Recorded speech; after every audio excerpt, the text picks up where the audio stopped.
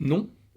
Non, je n'ai pas été déçu. Et c'est une grande surprise pour moi, sachant que j'avais dit que le film serait une daube. Et bah, c'est pas si mal, hein. Oula oula, attention cowboy, je ne crie pas au scandale. Ça n'a mais aucun sens, ça n'a aucun rapport avec ce dont je viens de parler. Ce que je veux dire par là, c'est que oui, y a des gens qui ont critiqué le film. Oui, à juste titre, parce qu'il y a plein de défauts dans le film. Mais, je peux le dire, j'ai passé un très bon moment devant. C'est pas comme Shazam, où c'était vraiment nul à chier. Là, sur Bird of Prey, j'ai pas ri aux éclats, j'ai souri. J'ai trouvé que c'était un bon film, il y avait de l'action, c'était bien raconté, c'était une manière originale parce qu'ils se sont aussi inspirés de ce qu'ils avaient fait pour Suicide Squad, avec le fait de s'arrêter sur chacun des personnages, de faire une petite phrase et tout, même s'il y a des personnages qui n'ont pas autant d'importance que certains, j'y reviendrai après, bah, ça reste un très bon divertissement, je trouve. Et, bah, par rapport au box-office, bah, je suis un peu... je me dis que c'est dommage, quoi. Alors, qu'est-ce qui fait que Bird of Prey est un film qui m'a plu? Eh bien, déjà, Harley Quinn. Harley Quinn par Margot Robbie, bon...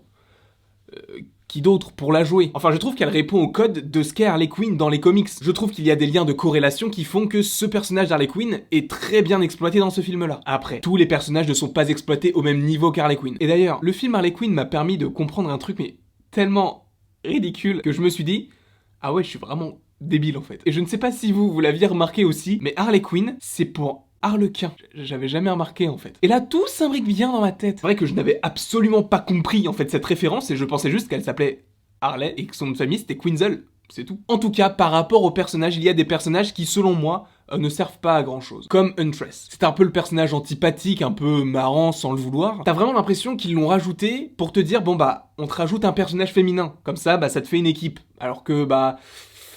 ouais. Après, pour Black Canary, c'est vrai qu'on l'exploite beaucoup dans le film, et je pense que du fait qu'il y ait un passé par rapport à ce personnage, on l'exploitera dans un autre film possiblement. Mais... c'est pas génial. C'est Black Canary. Bon, oui, elle sait se battre, mais son pouvoir principal, c'est pas forcément de se battre. Et à part la scène de fin où elle crie une fois et après avoir cassé un verre, bah, elle a pas trop servi en termes de puissance. Évidemment, elle a servi à la trame de l'histoire puisqu'elle est liée à la petite fille. Ils auraient pu un petit peu plus l'exploiter au niveau de ses pouvoirs. Je sais pas, elle lâche un petit cri ou un petit rot et ça fait exploser une maison. J'en sais rien, moi je propose. En tout cas, par rapport à ça, bah, j'ai été un petit peu déçu. En revanche, le film fonctionne assez bien et j'étais assez étonné qu'il reprenne un peu, entre guillemets évidemment, les mêmes codes que Suicide Squad, qui n'a selon moi aucun sens, et pourtant ils ont repris un petit peu les mêmes thématiques, ce qui fait qu'en fait tu sais que c'est dans la même lignée, tu sens que c'est de la même trempe, mais c'est totalement différent et ça apporte, disons, un second souffle à DC. Ce n'est que mon avis personnel. Après, un autre point que j'ai aimé dans le film, c'est que le film commence par de l'animation. Alors moi, je suis un très grand fan d'animation, je suis un très grand fan de Pixar, d'ailleurs si vous n'avez pas vu les précédentes vidéos en rapport avec Pixar, bah, n'hésitez pas à les cliquer ici. Je sais pas si dans ce format-là on peut cliquer là, mais si tu peux, clique. Enfin, si ça te fait plaisir, évidemment. Mais étant un grand fan d'animation et de super-héros, eh bien, de voir de l'animation dans un film de super-héros, bah, je trouve ça vraiment très cool. Enfin, super-héros, plutôt super-héroïne. Et honnêtement, côté féminisme, eh bien, je trouve qu'il n'est pas trop prononcé comme certains le disaient, c'est-à-dire que, bah, c'est un groupe de filles qui se bat contre, en fait, des garçons. Voilà. Enfin, je suis pas là forcément à rechercher la petite bête en disant, bon, là, il y a un groupe de filles qui s'est formé, ils vont affronter que des garçons, c'est pour montrer la puissance féminine. Alors évidemment, il y a l'interprétation aussi. Forcément, il y en a qui ont pensé que c'était ce genre de choses. Moi, ça n'a pas été le cas, j'ai juste pensé que c'était un groupe de filles badass qui montraient qu'elles étaient puissantes et qu'elles n'avaient pas besoin d'hommes dans leur vie pour montrer qu'elles étaient puissantes. Et je trouve ça tout à fait logique, normal, et c'est bien de voir ça au cinéma aujourd'hui. Après, évidemment, ce n'est pas le fond qui a dérangé certains, c'est la forme, c'est la manière dont ils ont mis ça en scène. Moi, ça ne m'a pas dérangé, la scène de fin m'a plutôt plu. En gros, selon moi, c'était un vrai bon divertissement. Après, il y a des petites failles qui font que, bah,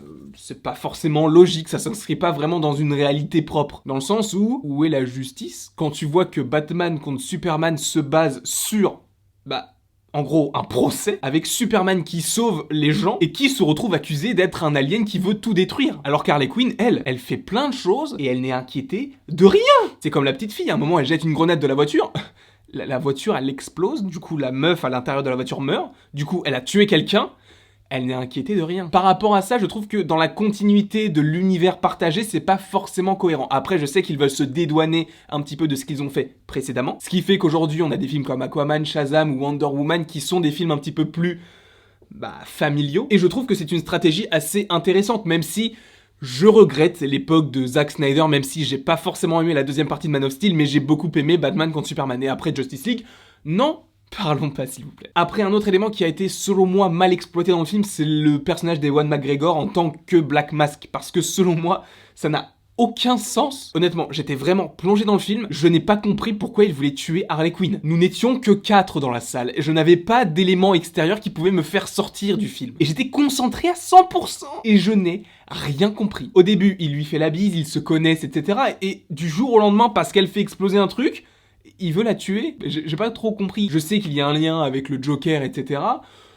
Mais j'ai pas compris. Est-ce que je suis le seul? Possiblement, mais en tout cas, n'hésitez pas à me le mettre en commentaire si vous aussi vous n'avez pas compris le personnage de Black Mask. Et donc, si je devais donner une note à ce film, je pense que je donnerais la note de 16 sur 20. Et oui, c'est assez étrange de ma part, sachant que j'ai démonté le film avant de l'avoir vu, par rapport aux bandes annonces. Je jugeais par rapport aux bandes annonces, mais pas forcément par rapport au film que je n'avais pas vu. Du coup, je ne juge pas sur quelque chose que je n'ai pas vu. Mais donc, je mets 16 sur 20 parce que j'ai vraiment été agréablement surpris. J'ai pas trop compris toutes les critiques que s'est pris le film. Je suis un petit peu déçu du coup du box-office. Mais après, c'est en fonction des goûts de chacun. Donc forcément, si ça ne plaît pas, ils vont pas aller le voir, c'est normal. Je trouve que Margot Robbie en Harley Quinn, ça fonctionne toujours autant. Et j'ai hâte de voir ce qu'il va se passer dans The Suicide Squad pour savoir comment tout ça va s'agencer, sachant qu'il y a beaucoup d'acteurs connus. Et qui, au-delà d'être connus, ont du talent.